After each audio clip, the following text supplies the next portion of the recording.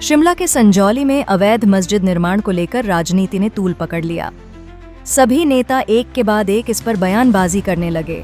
यहाँ तक कि कुछ राष्ट्रीय समाचार चैनल ने इस पर झूठी खबरें भी लगानी शुरू कर दी, जिसमें कि जी न्यूज़ ने बढ़ा चढ़ाकर खबर चलाई, जबकि एबीपी न्यूज़ ने तो प्रोटेस्ट के नाम पर झूठ फैलाने की कोशिश की।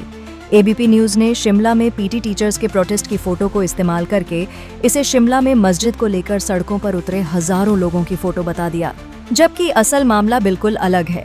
सब्जी मंडी में हुई एक लड़ाई से बात शुरू होकर अवैध मस्जिद तक पहुंच गई।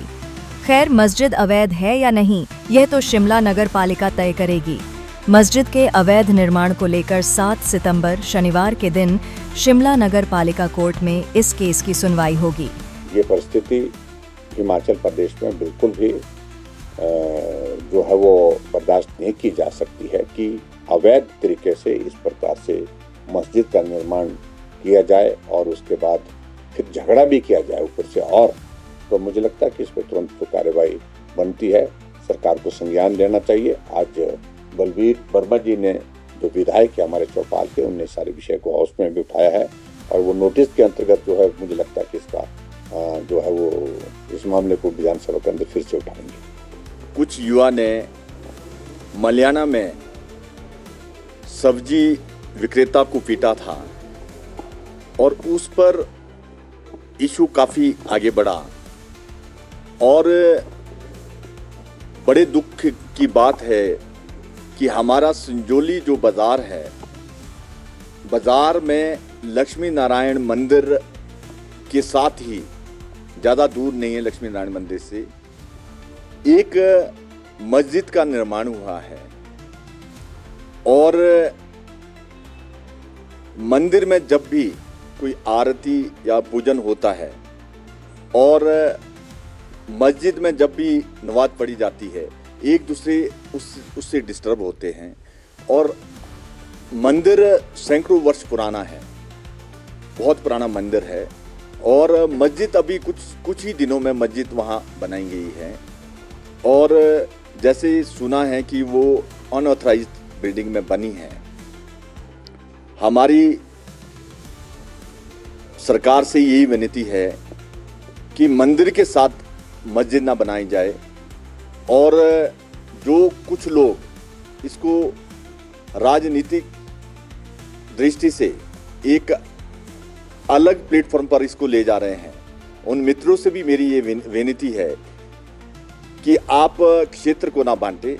सारा क्षेत्र हिमाचल प्रदेश का देश का है, कन्याकुमारी से लेकर कश्मीर तक हिंदुस्तान हमारा है और कोई भी आदमी हिंदुस्तान के अंदर उपद्रव करता है, हम सबका दायित्व बनता है कि उसको रोके और कानूनी कार्रवाई उनके अगेंस्ट हो। जिसने भी ये निर्माण किया है वो या तो इसको खुद तोड़े या सरकार इसके अगेंस्ट कार्रवाई करे और शनिवार तक का इसमें समय दिया गया है। विभाग ने कहा है कि म्युनिसिपल कॉर्पोरेशन ने कहा है कि हमारे पास इसका केस लगा है और शनिवार को हियरिंग है। अगर इसमें सरकार और कॉर्पोरेशन कड़ी कार्रवाई नहीं करती, लोगों के अंदर बहुत रोष है और ऐसा नहीं है कि किसी जाति धर्म या पार्टी के लोग हैं, इसमें सब लोग हैं। सब लोग ये कहते हैं कि भाई किसी के भी मंदिर का निर्माण सैकड़ों हजारों वर्ष पहले हुआ है, उसके नज़दीक ये नहीं होनी चाहिए थी और इसमें कानून व्यवस्था भी है कि जहाँ कोई भी किसी भी धर्म के कोई संस्थान बने हैं उसके नज़दीक दूसरे धर्म वाले नहीं बना सकते और इसमें कोई राजनीति ना करें, ये मैं आप सबके माध्यम से कहना चाहता हूँ। और संजौली में लॉ एंड ऑर्डर खराब ना हो और हिमाचल प्रदेश में एक देवभूमि है, वीर भूमि है, बहुत ही पीसफुल प्रदेश है, इसमें कोई और ऐसी दिक्कत ना हो, इसलिए कोई भी नेता इसमें राजनीति ना करके इस जो इशू उठा है इसको सॉल्व करें। देखिए, जो संजौली का प्रकरण है, मस्जिद की बात करी गई है, it is not a question about मंदिर, मस्जिद, गुरुद्वारा या कोई अन्य संप्रदाय का या समाज का या धर्म का मामला ये नहीं है। मामला ऐसा है कि अवैध तो अवैध है, इसके लिए प्रशासन जो है, और जैसे कल भी मैंने आप लोगों के द्वारा स्टेटमेंट्स अलग अलग सुनी है कि मल्याना से लड़ाई झगड़ा शुरू हुआ, उसके बाद इसने तूल पकड़ा है। मैं बताना चाहूँगा जो मल्याना में लड़ाई झगड़ा हुआ, जो भी कल्प्रिट थे, इसको मैं नहीं समझता हूँ कि किसी धर्म या जाति से जोड़ना चाहिए। लड़ाई झगड़ा हुआ, जिसने मारा उसके खिलाफ FIR दर्ज हो गई थी, है ना। उसके बाद लोग इकट्ठे हुए हैं हमारे, उसमें 3 काउंसलर्स, आदरणीय 3 काउंसलर्स हैं हमारे।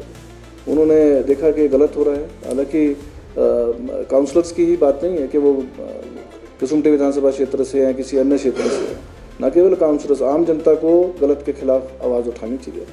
उसकी रिपोर्ट बिल्कुल मंगा ली गई है। मैंने व्यक्तिगत रूप से कॉरपोरेशन से उसकी रिपोर्ट मंगाई है, मेरे पास रिपोर्ट उसकी पड़ी है। वो अवैध जो है वो बनाई गई है, उसका case already municipal corporation Shimla में चल रहा है, जिसकी सैटरडे को जो है उसकी हियरिंग है।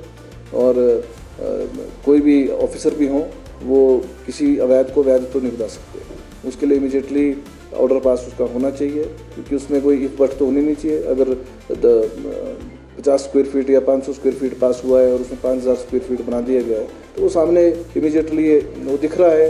अपनी रिपोर्ट जेईस की उसमें रिपोर्ट सबमिटेड है, एक्सचेंज की इसमें रिपोर्ट सबमिटेड है, कॉर्पोरेशन में AP की रिपोर्ट सबमिटेड है। अवैध है और उसको गिराया जाना चाहिए। मैं इसके पक्ष में। अवैध रूप से जो है हिमाचल में पलायन कर रहे हैं भारी मात्रा में, इनके ऊपर चेक रखने की ज़रूरत है। हो सकता है रोहिंग्याज हों, और मैंने माननीय मुख्यमंत्री जी से भी इस बारे में बिल्कुल बात करी है कि जो लोग अवैध रूप से हिमाचल प्रदेश में आ रहे हैं, क्या उनकी पृष्ठभूमि क्या आपराधिक है, वहाँ क्राइम करके आते हैं और यहाँ के शराफत की ज़िंदगी जीते हैं। लेडीज़ का चलना मुश्किल हो गया है सड़कों के अंदर, बच्चों का मुश्किल हो गया चलना। और मैंने SP महोदय को भी, डिप्टी कमिश्नर को भी सख्त निर्देश दिए हैं कि बिल्कुल हम, चाहे वो शिमला का क्या हिमाचल प्रदेश का कोई भी क्षेत्र होगा, हम बिल्कुल टॉलरेट नहीं करेंगे कि अवैध रूप से बाहर थड़ियाँ लगा के सड़क में बैठें और उसको बाद में तय बाजारी का नाम दिया जाए। ये बिल्कुल सरासर गलत है। इनकी वेरिफिकेशन, पुलिस वेरिफिकेशन होनी चाहिए। समय समय पे जो है प्रशासन भी सर्कुलर्स जारी करती है कि अगर आप घर में भी अपने कोई एम्प्लॉय रखते हैं, उसकी भी पुलिस वेरिफिकेशन है। उसका मतलब ये नहीं कि कोई बाहर से आके यहाँ बैठे हमारी बहू बेटियों को छेड़े या माहौल ख़राब करे और उनकी वेरिफिकेशन हम ना करें।